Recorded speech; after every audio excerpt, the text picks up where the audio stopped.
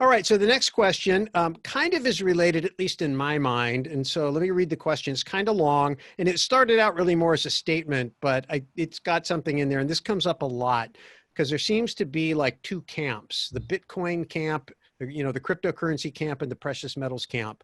Two people that believe in the same things for the same reasons, but look at the answer very differently.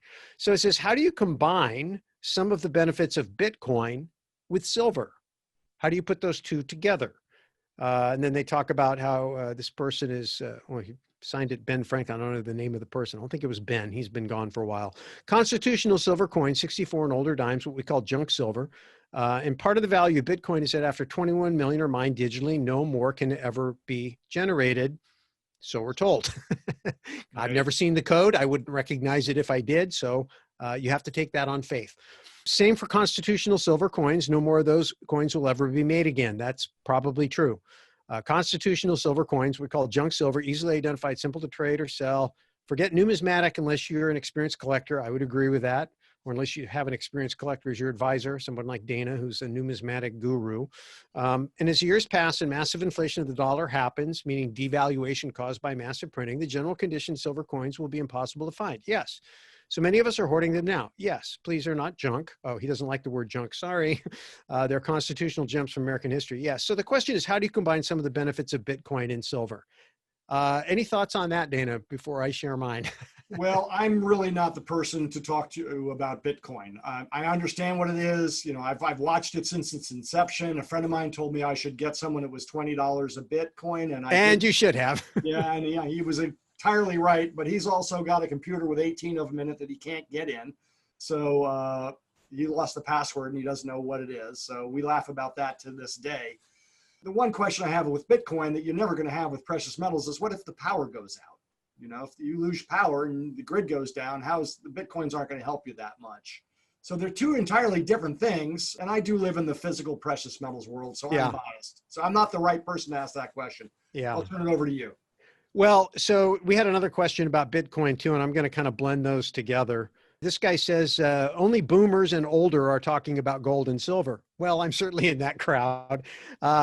That is heavy to transport, super hard and expensive to move around, especially in and out of countries, and so much fake metal for the average investors, lots of overhead. Well, the younger people are investing in real gold in digital form Bitcoin, and every advantage that gold and silver doesn't have in a virtual form for the modern age. So this guy, Drew, thinks that gold and Bitcoin is a better version of gold.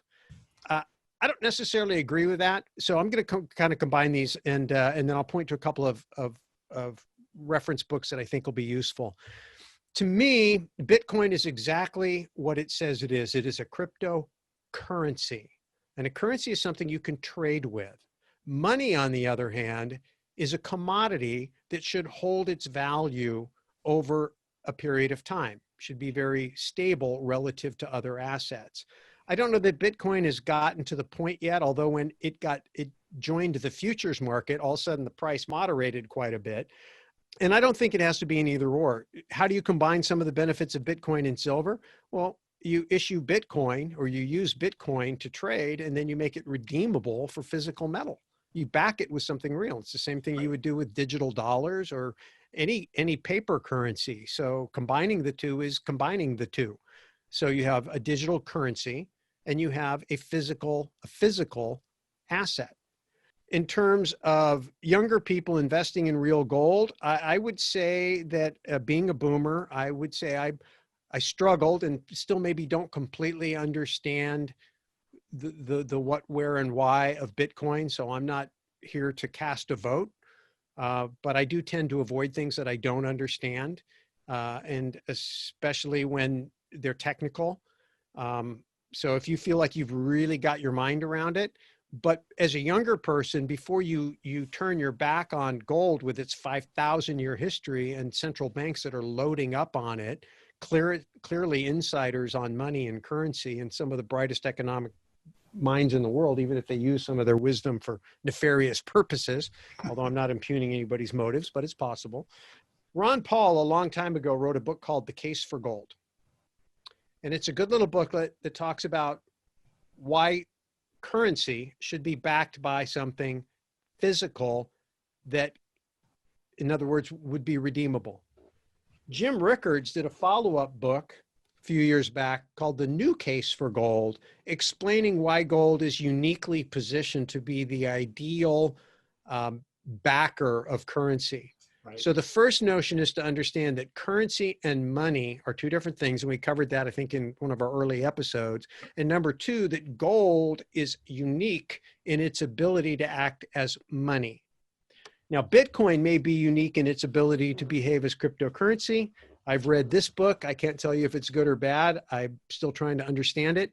But I would encourage whichever side of the aisle you're on, be like Robert Kiyosaki and stand on the coin. Robert was a hardcore gold guy, didn't want anything to do with Bitcoin.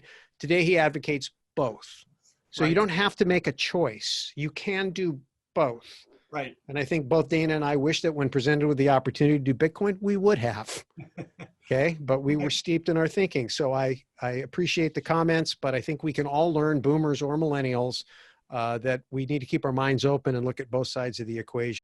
Before you go, three things. Number one, subscribe. When you subscribe, you build up our subscription base, and that helps us reach more people. But even more important, it helps us attract great guests and subject matter experts to share their ideas and information with you. Number two, click that notification bell to make sure that when we do post a new video on this hot topic, you're notified right away. And number three, share. Please share this information with friends. Help them get on board this bus. Help them protect and preserve their wealth to take advantage of what's going on in the world today. All right. Thanks so much, and we'll see you in the next video.